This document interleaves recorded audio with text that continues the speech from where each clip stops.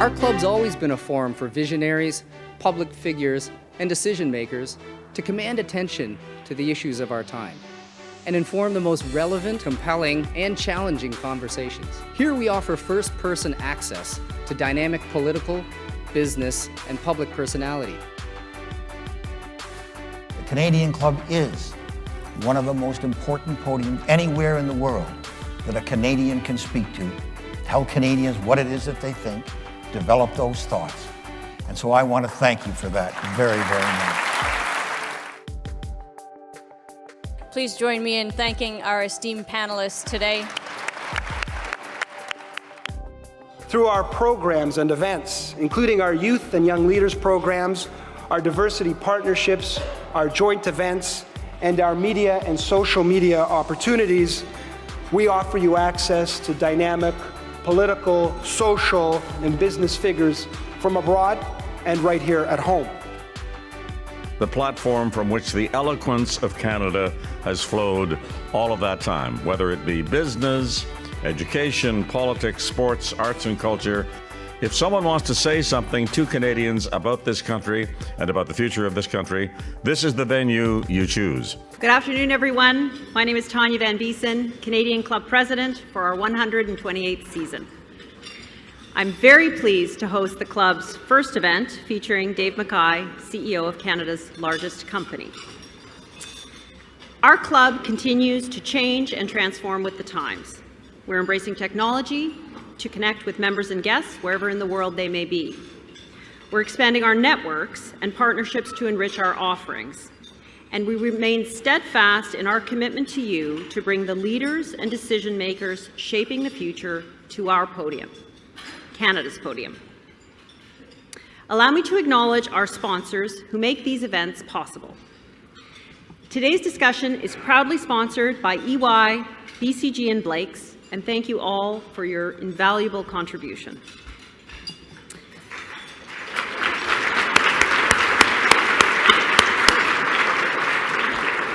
We are also very grateful that Canadian Bankers Association will again be our season sponsor and that Air Canada is returning as our official airline sponsor, hoping for no strike.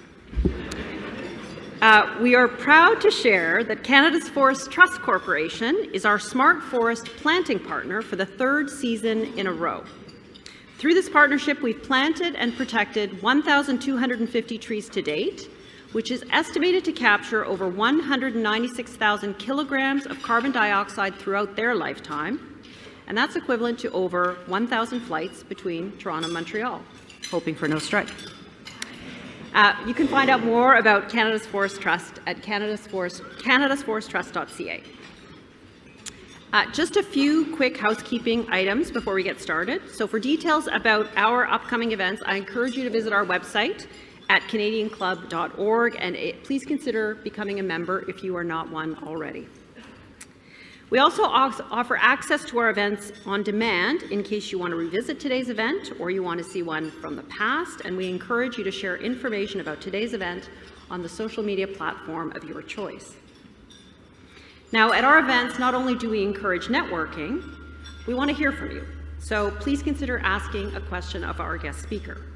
What would you like to know about RBC's transformation agenda?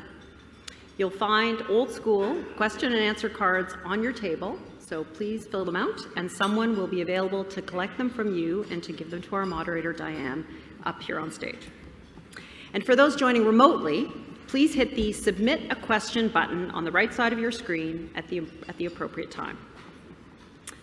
And now I would like to call on Farah Kassemi, Global Client Services Partner, EY Canada, to introduce today's speakers. Farah, Canada's podium is yours.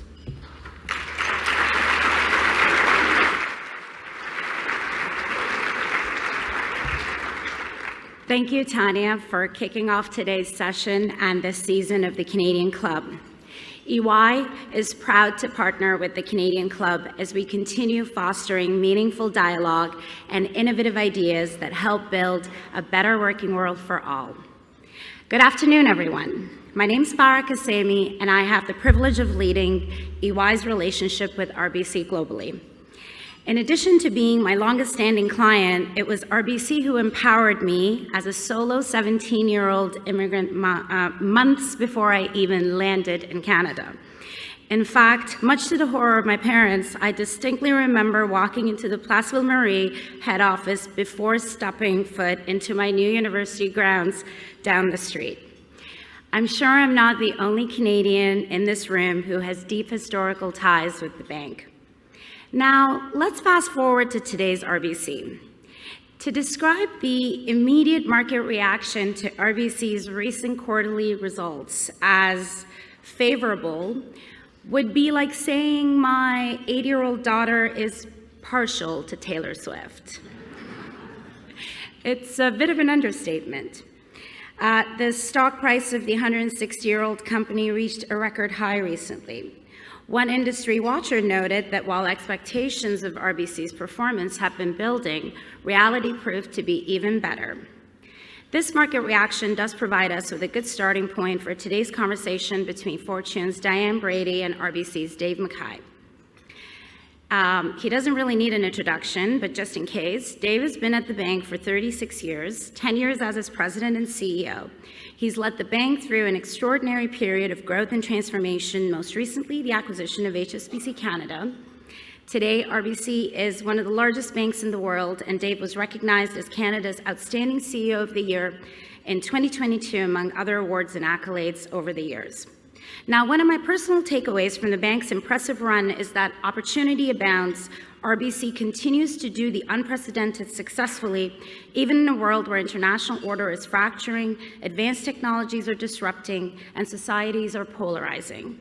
It's a message Dave often underlines when talking about his company and his country. It also speaks to the resilience of the franchise and Dave himself. Dave's father passed away when he was 12, leaving his mother to raise 3 children while running their family business. Hope was always better than worry to her. The bank embraces the same optimistic spirit, which helps explain why RBC has committed $500 billion in sustainable finance by 2025 and established the Climate Action Institute for Energy Transition, and why it established RBC Future Launch, a 10-year, $500 million commitment to help youth prepare for the jobs of tomorrow. I've also personally witnessed Dave's own commitment through his sponsorship of the Business and Higher Education Roundtable. Now, joining Dave on stage is Diane Brady. Diane is an award-winning business journalist and author who interviews newsmakers for Fortune's CEO Daily newsletter and podcast. She previously worked for Forbes, McKinsey, Bloomberg Businessweek, The Wall Street Journal, Maclean's. What a resume. Distinguished guests, it's my great pleasure and absolute honor to welcome Dave and Diane to the Canadian Club podium.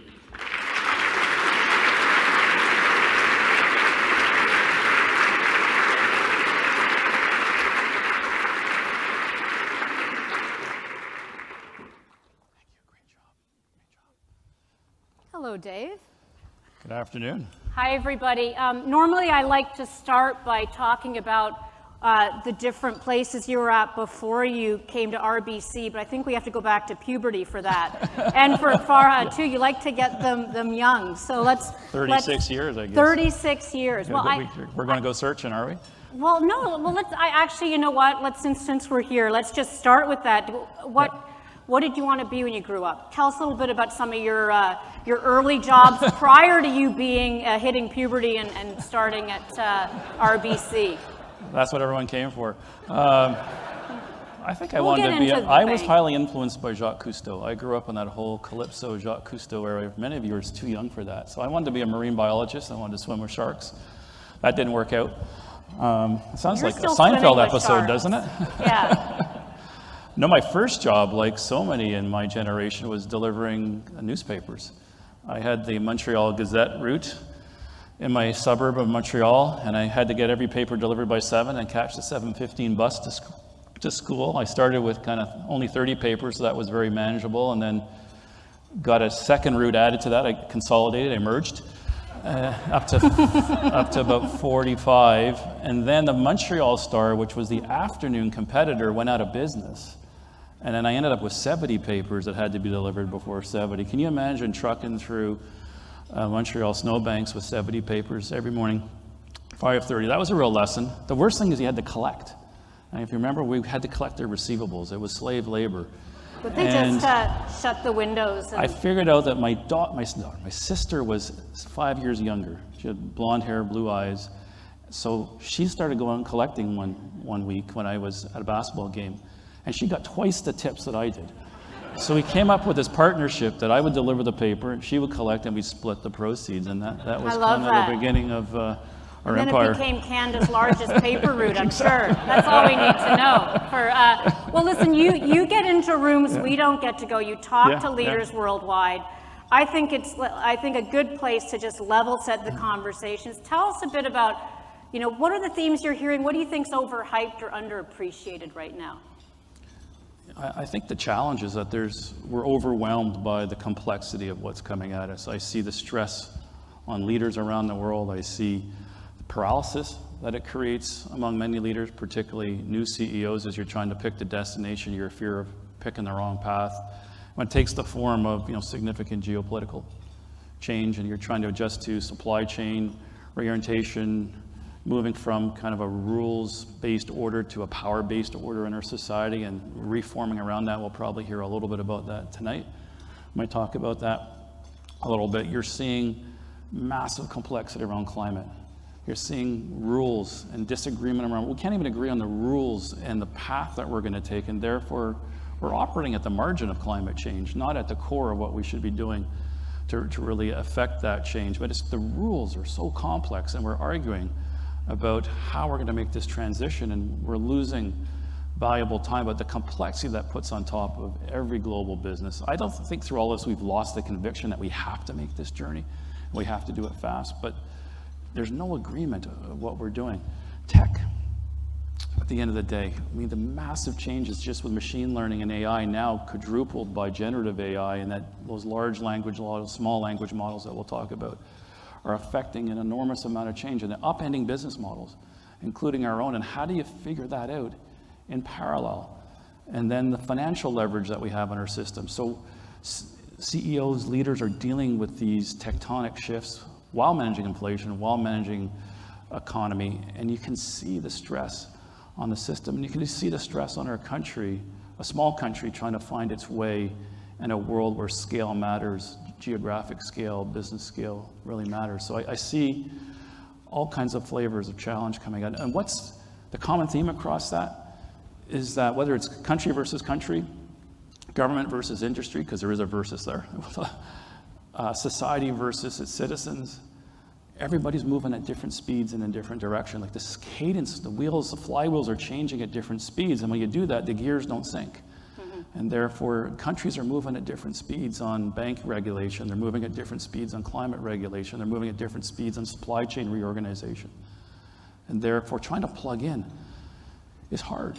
Yeah. And therefore, it manifests itself in a lot of grinding that's going on, and it's tough to get stuff done. Let's talk about this country, because I was reading about on a per capita basis, right. Canada's basically been in a recession for some time. What do you think's holding Canada back? Things aren't bad now, but we're definitely on the wrong path. And we've got to start making some fundamental change to get back on the wrong path. And all the signals are there, including productivity and GDP per capita, where we're investing our money.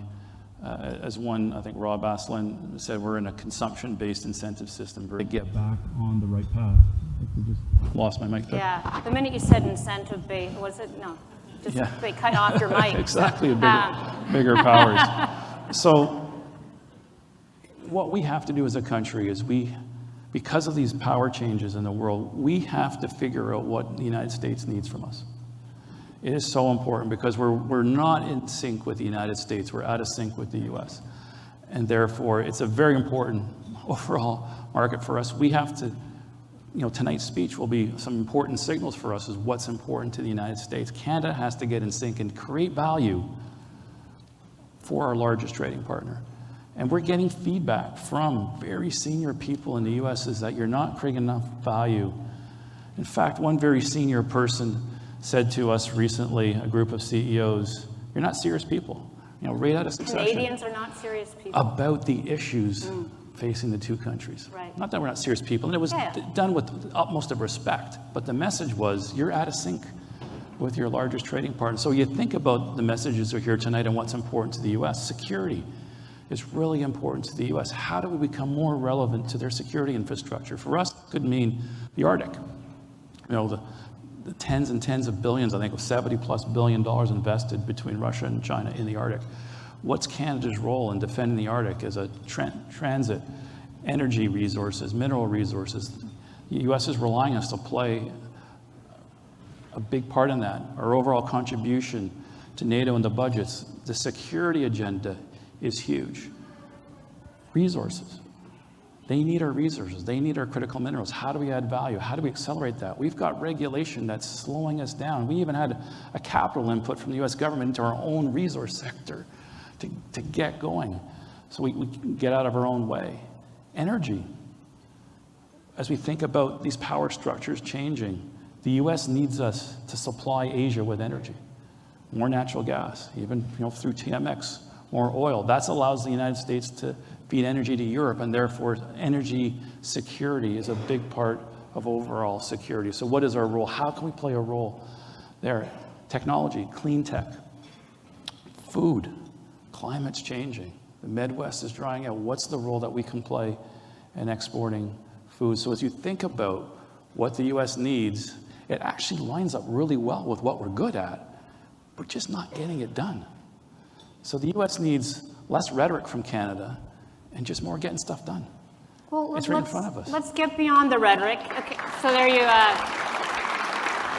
we have a room full of leaders here, policy leaders, business leaders. If you're a policy leader, raise your hand. Oh, no, I'm just kidding. But let's make it tactical before we get on to RBC, a little bit more about what advice do you have to this group as to what can be done now, just given the environment you're talking about? Can I go back to one other thing Canada has to do? We need a competitive tax structure. And we're evolving from this tax or redistribution or consumption model again. We need to reward risk takers in our economy. It is so important. And recent tax policy is penalizing risk takers. It's not just tech companies, it's all of you. We have to reward and encourage risk taking and scaling our companies and not selling out. And tax policy is a big part of creating the incentive ecosystem. We start companies, but then we sell really early, particularly in the tech space. We sell to the Americans who come up and get this amazing IP for free, almost for cheap. How do we scale like a Shopify does? Tax policy, when you're small and trying to compete with the big guys, you can't just match. And we do that. When we're competing, you have to beat. Our tax policy has to be more favorable, not just equal to the U.S. When we're competing in the wealth space in the U.S. and we're up against the massive wirehouses like Merrill Lynch and JP Morgan and others, we pay higher in the grid to win, and we win. But we can't just match Merrill Lynch. We have to pay up for talent because we're a smaller platform with less brand scale, with less cross-sell right now, and therefore you got to play a different game. And therefore you adjust. So I think, what does the U.S. need? What does our tax structure have to do? And then what does a small company or a small country have to do? It has to focus and work together. And we really need to work together.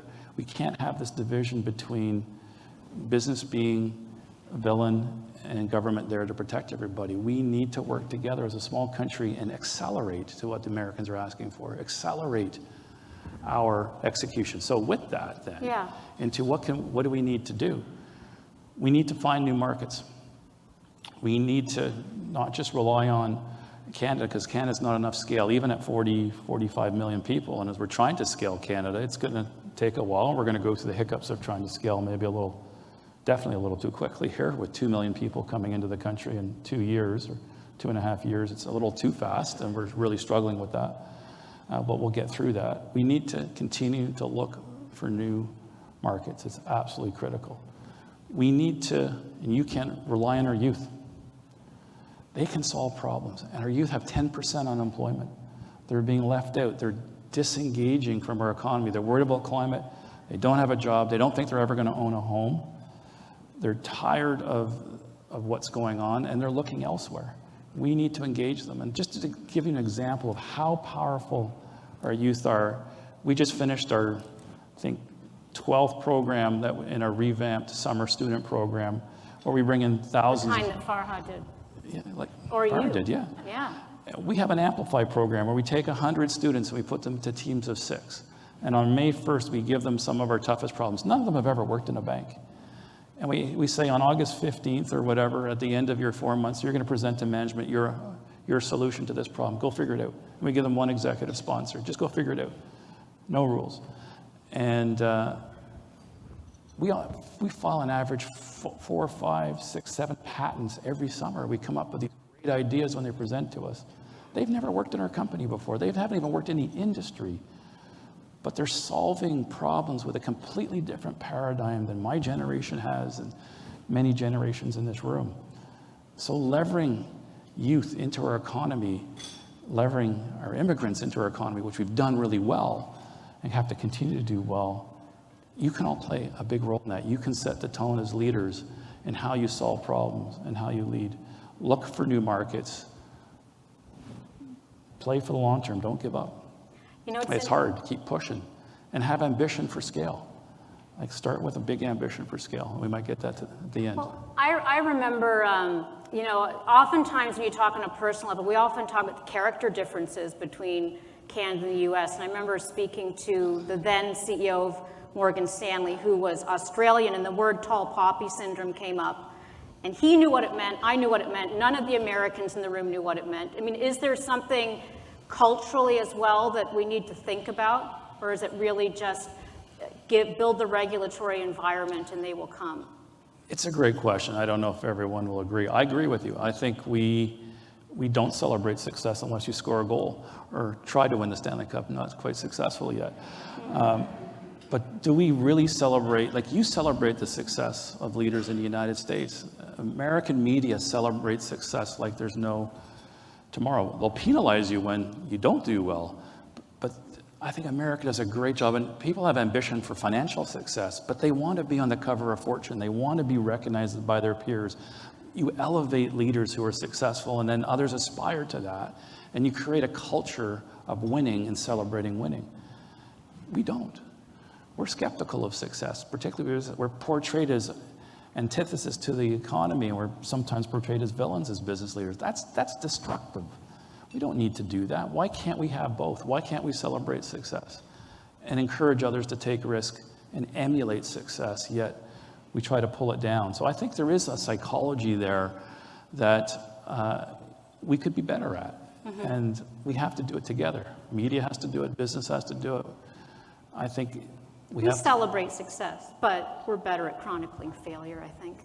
It makes for good news. But you mentioned the speech, tonight's debate night, you know, with Vice President Kamala Harris, former President Donald Trump. What do you want to see? What do you want to hear?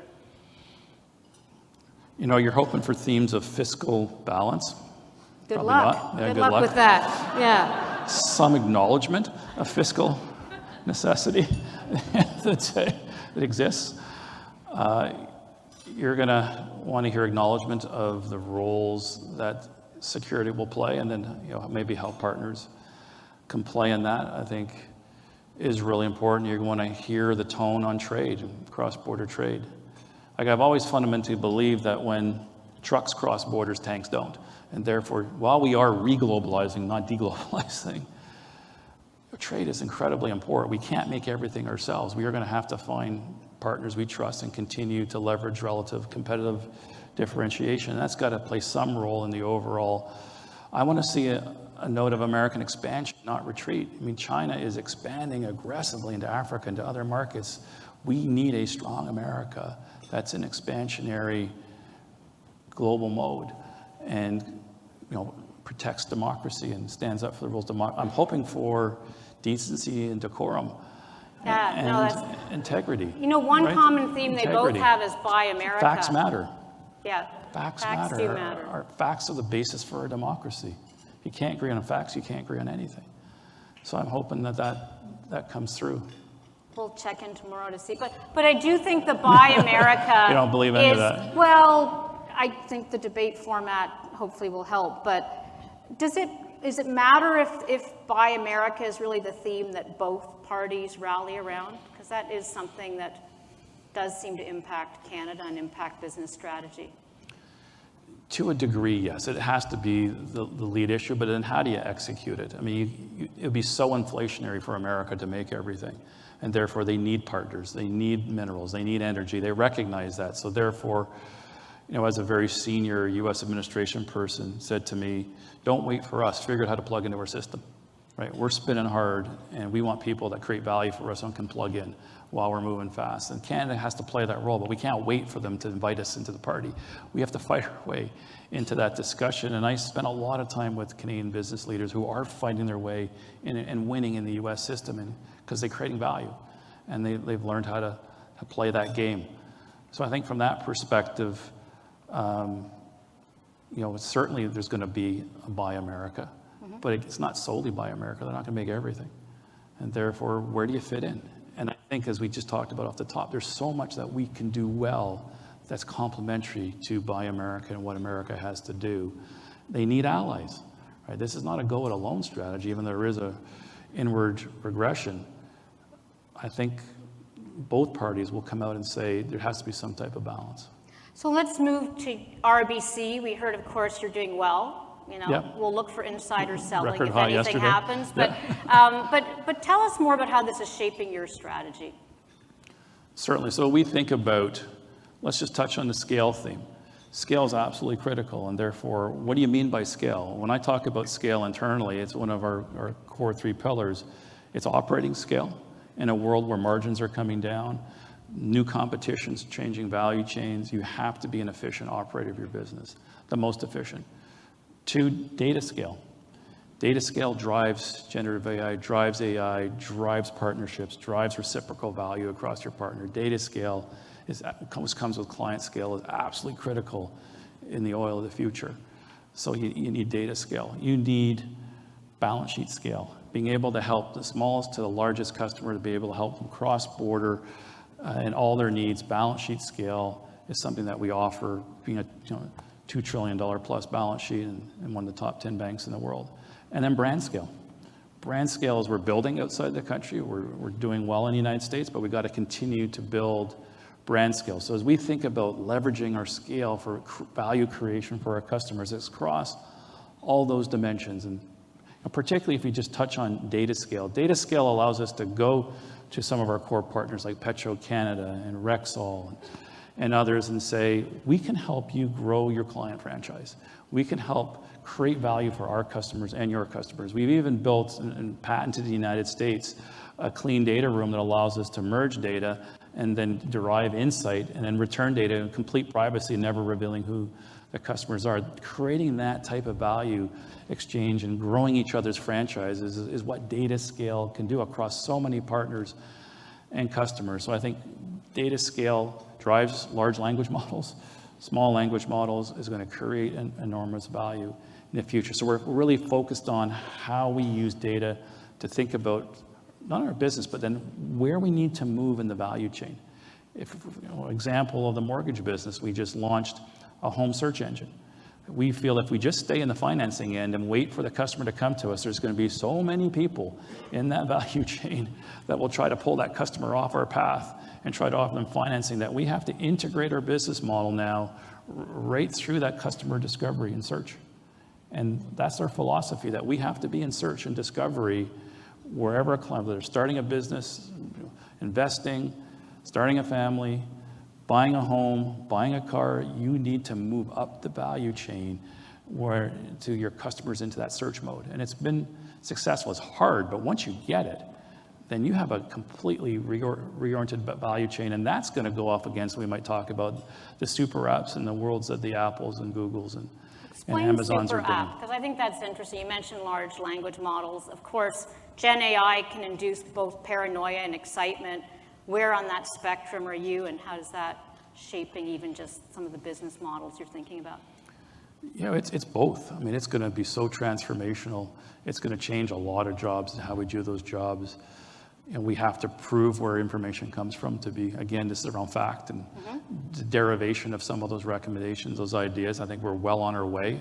Where I saw generative AI in California last year to where it is a year later, they've accomplished in a year what I thought would take them 3 years to accomplish in some of these basic models in OpenAI and Anthropic and others. that we're working with. So it's progressing a lot more quickly and therefore is an incredibly powerful tool. So I'm hopeful that we will balance the benefits with kind of the dangers to our overall society and democracy, and the confidence we have and the transparency we have and where the data is coming from and how it's making its recommendations and decisions. So from the perspective of, you saw the announcement from Apple yesterday and using generative AI to help create value and help direct customers in their flow. Ever increasingly, all your life needs are going to be met through a WhatsApp or super app. Like RBC will meet all of our life needs in one super app. That's the plan. Or partner with others who Yeah, can. What was really important is we had the NFC chip opened up to the industry. We've been asking for that for a while as part of open banking. It's really critical that we have a level playing field, and therefore we are now more able to launch our own apps that can access the NFC chip on the phone and create an overall ecosystem of commerce that we were blocked from doing before. So with it, with that comes an opportunity to create greater value with partners, and fintechs can access it, banks can access it, credit union, everybody can access it. It's more of an open platform at a cost at the end of the day. The non-traditional competitors don't want to be a bank. That's too complicated, too much regulation, too much technology, too much capital. They just want all the margin from being a bank. And they get the margin from fronting the customer and getting between you and your customer.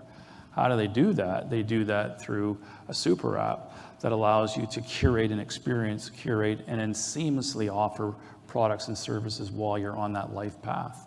And we've learned from every industry that the easier you make it to consume, the less friction, the more you bundle value, the more you can massively disrupt an industry. And I spent some time, it's TIFF week, and we're very proud sponsors of TIFF and the content that comes through. I was even in New York last week talking to one of the largest content producers in the world, and we were talking about the massive disruption of content. Music content, film and TV content at the end of the day, and the power in that industry resided with the content producers for 100 years. It was the big studios, the MGMs, that had all the power of producing content, and the distributors were takers of that content. That power and the margin has swung to the platforms that control the distribution and rebundle that value for distribution. And the content, you see it in music, you see it now in film and in television and streaming. That power, and you have to worry from a super app, if you're able to rebundle value in a seamless way at the moment of truth, which is what they're trying to do, then you can rebundle pricing and you can move profit centers from here to here. And therefore, you have to think about where's your customer, how do you create that value? And we spent a lot of time thinking about that concept. So other industries have gone through it. We have to be highly conscious of rethinking our value chain, which we're doing. And it's exciting and challenging. At the same time, it offers enormous opportunity to create value for your customer in a different way and engage your customer, whether it's a wealth customer or a retail consumer customer. So that is kind of one concept of how generative AI is accelerating that. But it starts with, do you have data scale? Do you have customer scale? Do you have operating scale on the margin side? When you have those things and put them together, then you can create a really viable product. So that's why scale is so important, even in that example. You mentioned content. I know music, you're famously a Pearl Jam fan. How many concerts do you see this year? I've seen 2 last week. 2 last week, there you go. What about TIFF? Any films stand out? Or is it like every film is equal since you're a sponsor? Anything? No, every film. I saw a bunch of films. I saw the Andrea Bocelli documentary. It was absolutely, and I didn't know a ton about him. I'm a Pearl Jam fan, so I've not paid a ton of attention to the genre. They're not unrelated. They're not unrelated. It was amazing going from Pearl Jam in Madison Square Garden to Andrea Bocelli this weekend. It blew me away. I mean, what a powerful story of courage and love between he and his wife, and he's completely reliant on being completely blind, and the courage to go from losing his sight in a soccer accident at 12 to fighting through as a tenor in Italy, Pavarotti at the top of his game, and Andrea trying to come up underneath, and it was told brilliantly with using music and visually. I mean, I highly, highly recommend it. It stands out on the weekend. There are a bunch of good films. Elton John and others. We have questions from the audience, and I'd be remiss not to point out that you've hit your 10th anniversary as CEO. And what challenges have you learned? What are the challenges? What have you learned from them? Impart sort of your tenure wisdom that you learn every day. Just the most recent big challenge, obviously, was what do we learn from the pandemic? In the pandemic, we simplified our business. We simplified society into survival and health. That brought us together with government, and we focused, and we worked together in an unparalleled way. And we got a lot of stuff done, and we progressed as a society. We regressed in some ways, obviously, but we progressed through that. And therefore, as we came out of the pandemic, we kept some of that, but I've just seen it erode. So the lesson that we took from that, which we applied to the massive HSBC integration over the past year, which I couldn't be prouder of the team, and what we took on had never been done before, and to migrate all million clients, every product, every system, every element of that bank in 48 hours, including the branches, flawlessly was just an incredible. But we learned a lot in the pandemic and how to team, how to use agile work, how to focus and put all your best resources on what's most important to you. So the pandemic taught us a lot about focus. And I think we have to bring that same lesson back to our society, that we should be teaming more. We should be working on Canada's big challenges to a greater degree, not in separate camps that we've gone to and picking at each other in public, but working together on our biggest challenges. It can't stop us. So I think we applied that into our focus and challenges, and we're able to pull off something as massive as HSBC because of that. So I think there's a great example of how you work, how you lead, how you take risk, and just right out of the pandemic. I love this question. What advice do you have to the keen, underemployed youth? If you're in the audience, raise your hand. Don't give up hope. Underemployed or youth. You look at the generational challenges that we have in an aging society. While technology and healthcare is going to keep everyone around longer, which is great, it's going to create other stresses and less progression potentially. More housing stock needed for the same unit of population. If everyone's living longer and staying in their house longer, you're not turning it over. Therefore, you need more housing for the same unit of population, and we're kind of going through that stress now. It's not just more people coming into the country who need housing. It's all of that. I would say think carefully about what you study. Like, I think we're producing a lot of students that have to be retrained. What would you study? What would your advice be? I do believe in Plastics, STEAM. Benjamin. No. Science and technology, but also the ability to communicate and lead, right? So it is STEAM. It's not just STEM. Like, we need to train both, but it's so important that we have to more productively train our teams. And I think there's a balance between. There was an article in the paper today about the value of post-secondary education, and we have to kind of reorient some of our programming to do that. But education is incredibly important training. The world is changing, therefore, flexibility of base skills, learning how to use technology is absolutely critical. And I think, are they going to be embedded into our curriculums or not? I mean, our curriculums have been designed for 100 years of transferring from one generation to the next society's knowledge, whether it's in the field of chemistry or biology or math or engineering or finance. You download the basics. Some of those are needed, but increasingly that's all been coded in software the days. So how do you take that knowledge and how do you accelerate the leveraging into value? I think is so critical. Knowledge into value, right? Data, knowledge, value. We're always thinking about how do you create value from data and knowledge. Otherwise, it's just a cost to your system at the end of the day. And I think our curriculums have to focus on that conversion. Now, we have about 5 minutes left, and I'm going to give you some time to give some final thoughts. But one of the themes that comes up in a lot of the questions here is really about how Canada can increase its competitiveness globally, and also a little bit about sort of the social change that we're seeing that I know you're very aware of. So give some thoughts. You talked about this a little bit, but given the concentrations of industry here, and the sectors. Where do you see new growth areas for Canada where we'd be doubling down? Food. I think climate is going to change the ability for the world to feed itself quite significantly. We're already seeing that, right? We're seeing superbugs, we're seeing water issues. We have energy, we have land. And I always look at what Spain has managed to achieve with very little arable land, with very hot temperatures. They feed Europe throughout the winter through their hothouses. So we're seeing that emanate in Leamington. We're seeing, in Windsor, we're seeing great investment. We've got the energy, we've got the water, we've got the distribution capability. We have to get more room on our rail system for these exports. But there certainly is ability to grow our food and agribusiness to feed America, I think, and to feed the world, and that creates incredibly relevant value. We have to continue to leverage our resources. I think we have to green the world. We have to find new sources of clean energy. We can lead in both sides. We can lead in clean tech, but in the meantime, there is an opportunity to get more carbon out of the economy sooner, and we are in a race, right? Our planet is heating, and therefore we have to accept there can be transitionary energy sources. Particularly, Asia wants our LNG. They need it. It's cleaner than what they're using today, the amount of coal being burned. But we're fighting. We're fighting on taxonomies. We're fighting on rules of, should we or shouldn't we? I think we just got to get on with it.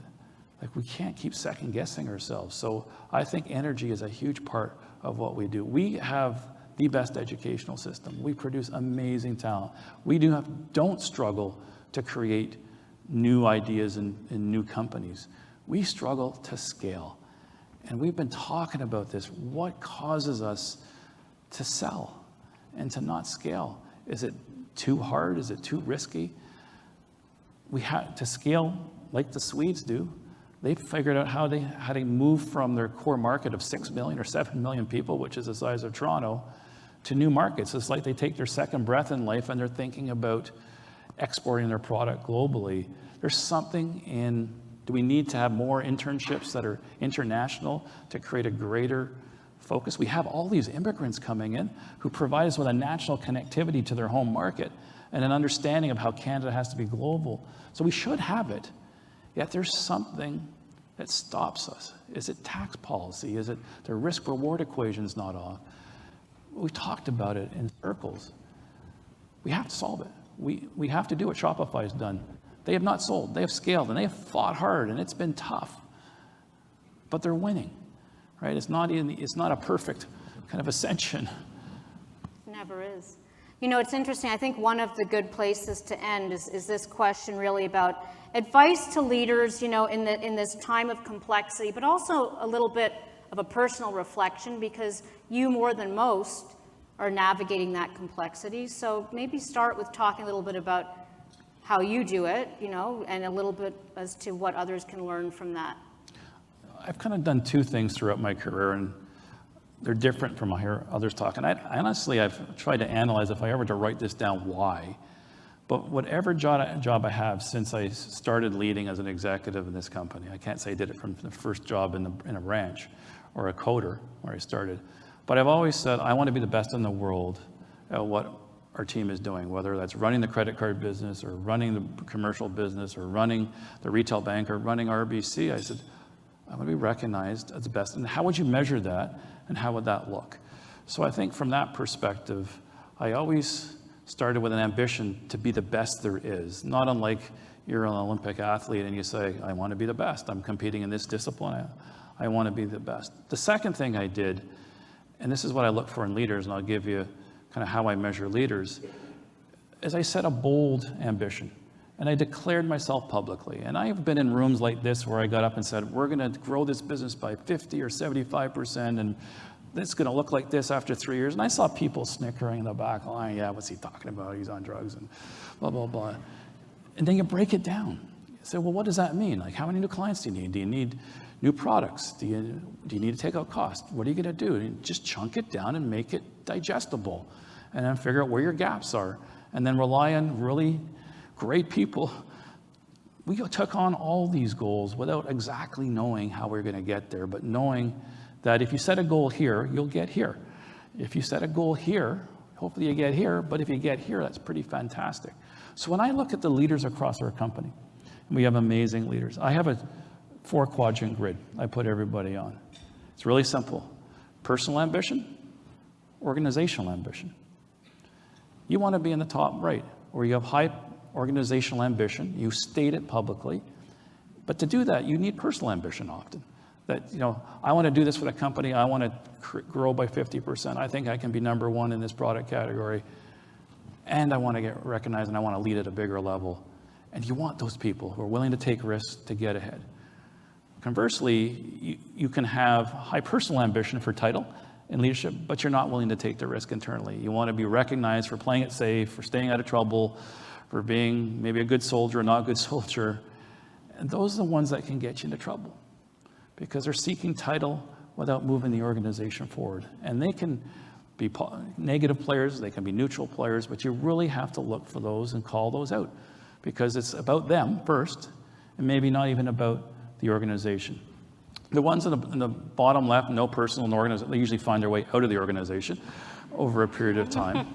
And then you've got your real team players who have high organizational ambition, but they don't really want to get ahead. They don't want the stresses of leading, the public part of leading, but they want the company to win, and they're invaluable parts of the team.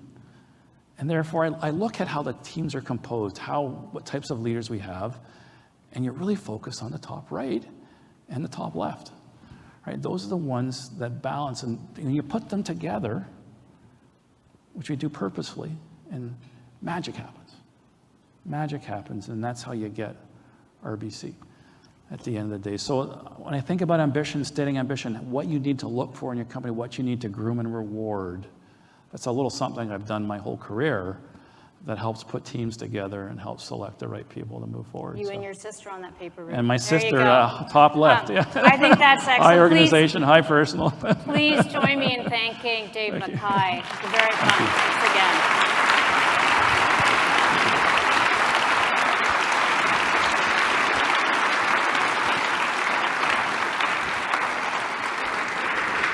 All right, thank you, Dave. Thank you, Diane. So Thomas from BCG. Today, you shared a thoughtful and provocative perspective on how Canada can better compete globally and create prosperity for all. Dave, after hearing you today, if you ever compete for prime ministership, you'll have quite a few supporters in this room. Joke aside, you gave us great thoughts to reflect on our duty to contribute to Canada. I grew up in Europe, different context, but yesterday Mario Draghi just articulated a very similar case for change and a wake-up call for the whole continent. Fix the economy or start sacrificing. Now I'm fortunate to be a proud new Canadian, and you reminded me, and probably a few in this room, of the opportunity we have as a country to seize the moment and play a more influential role. You talked about the relationship with the US, you talked about the ambition for scale, and a few other things. You also talked about our obligation as leaders to do the right things and not just doing things right. So for all of this, thank you, Dave, thank you, Diane, and then I will pass it back to Tanya.